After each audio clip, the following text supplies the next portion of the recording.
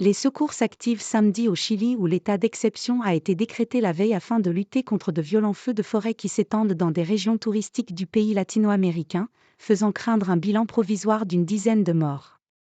Les incendies ont plongé dans un nuage de fumée la célèbre station balnéaire de Vina del Mar, centre, le long de la côte Pacifique, dans la région de Valparaíso, et menacent des centaines d'habitations, provoquant des évacuations forcées. Les pompiers luttent sans relâche depuis vendredi contre une dizaine de foyers dans les régions de Valparaíso et O'Higgins dans le centre, mais aussi de Maule, Biobío, la Araucanía et Los Lagos, dans le sud. Nous avons des informations préliminaires faisant état de plusieurs personnes décédées, environ une dizaine, a annoncé Sofía González Cortés, la représentante de l'État dans la région de Valparaíso, centre. Le président chilien Gabriel Boric a décrété l'état d'exception afin de disposer de tous les moyens nécessaires face à la progression des incendies. Toutes les forces sont déployées dans le combat contre les feux de forêt, a assuré le chef de l'État dans un message posté sur le réseau social X. Une réunion des services de secours est convoquée samedi matin pour dresser un premier bilan de la situation. Dans la seule région de Valparaíso, le feu a dévoré plus de 7000 hectares, selon la CONAF, l'Office national des forêts chilien, pointant à l'évolution extrême de l'incendie.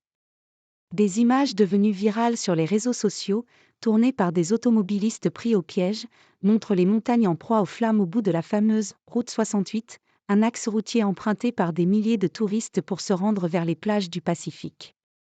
Du jamais vu. Je n'avais jamais vu une chose pareille, c'est très angoissant car nous avons évacué la maison mais nous ne pouvons pas avancer, tous ces gens qui tentent de sortir et qui ne peuvent bouger, confie Yvonne Guzman, jointe au téléphone par l'AFP. Cette administratrice de 63 ans, qui a abandonné sa maison à Quilpué, une ville située à 90 km au nord-est de Santiago, patiente depuis 2 heures, bloquée dans sa voiture avec sa belle-mère nonagénaire. Nous avons reçu une alerte sur le portable et une pluie de cendres brûlantes a commencé à tomber, raconte-t-elle, alors que des messages de ses voisins la préviennent que les flammes s'approchent de sa maison. Dans les localités d'Estrella et Navidad, à 200 km au sud-ouest de la capitale, des incendies incontrôlés ont brûlé près d'une trentaine de logements, obligeant les résidents à s'enfuir dans cette zone proche de la station balnéaire de Pichilemu, réputée pour le surf.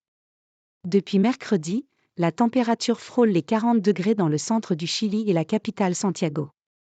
Les autorités avaient interrompu vendredi la circulation pour cause de visibilité réduite en raison de la fumée sur la route 68 qui relie Santiago à Valparaíso et mène à la région viticole de Casablanca et à la station balnéaire de Vina del Mar.